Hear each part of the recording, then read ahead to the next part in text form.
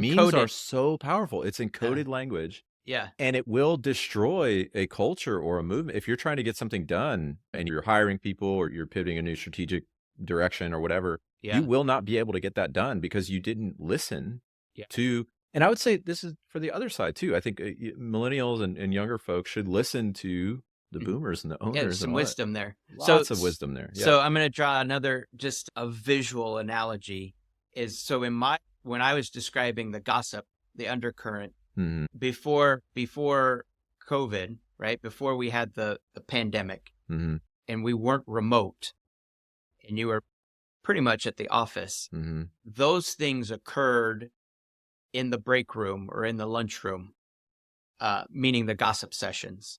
And Sure. so, Yes. so that was the channel, Yeah. right? And then there was also another well-known channel, which is happy hour, Yeah. right? So Right. they would go to Yep. happy hour and do Yep. all that. Yep. Yep. Whereas, and then for the boomer would say the water cooler, Right. right? Yeah. So the water cooler is the place where people will, still at the office, Yeah. right, would go get coffee, get some water, right?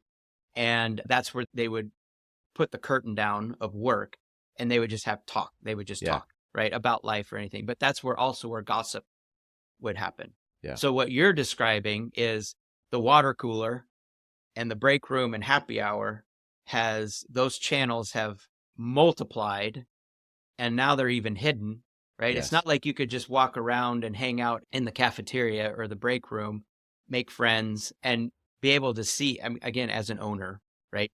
This is called management by walking around, by the way. Yes. It's Right. Yes. Yes. Yes. a practice that I would say is important Mm. is you would walk around and you would be in the break room while people are having lunch and you could hear what they're saying. And you may say, tell me more about that. Or, hey, I'm curious. Oh, well, actually, that's not what I perceived with that. Let's be clear on whatever.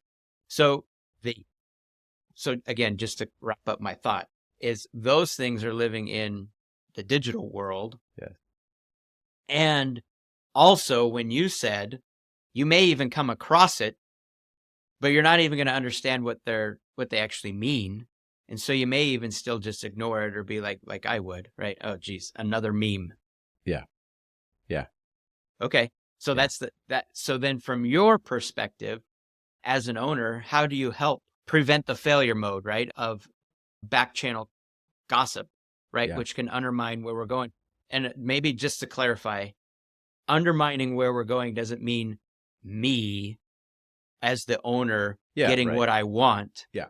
And making sure that my workers are adhering to my rules so that they work as many hours so that I can get what I want. That's not what I Yes. mean by that, right? Yes. The only way we all succeed is by all working together, Yes. right? And going in the same direction. And if we have people who don't either believe in the vision or are back channel gossiping around that and creating a disturbance or disruption, then that jeopardizes where we all want to go, which is your stability of having a job, right? And we're all being successful to be paid more and on and on and on and on. Yes. Yes.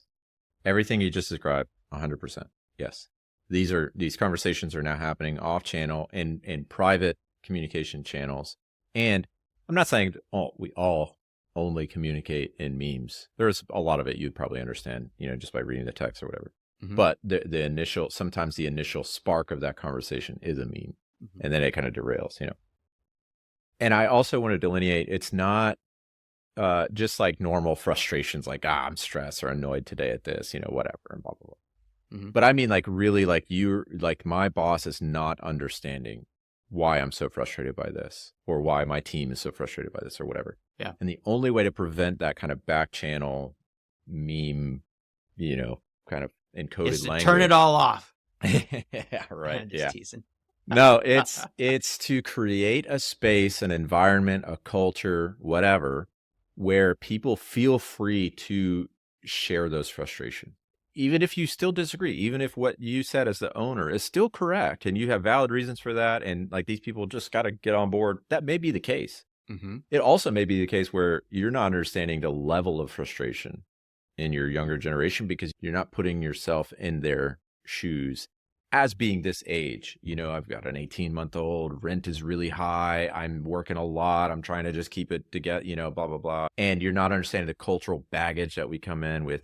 I graduated with an art history degree in the middle of the financial crisis, and I got $50,000 in student debt, and I can't afford a home Yeah. or a car, or, it's Yeah. all that kind of stuff. So I would just, on top of that, I think probably Boomer and myself, Gen X, hear that and say, just buck up and you'll get there, right? That's life. And that is not gonna work. Everybody has 18-month-olds and everybody has Yes. things they're doing and everybody has Yes. too much going on. Yeah. But I think what's relevant with that is what we already talked about is the world itself is unraveling. Yes, And it's exactly really right.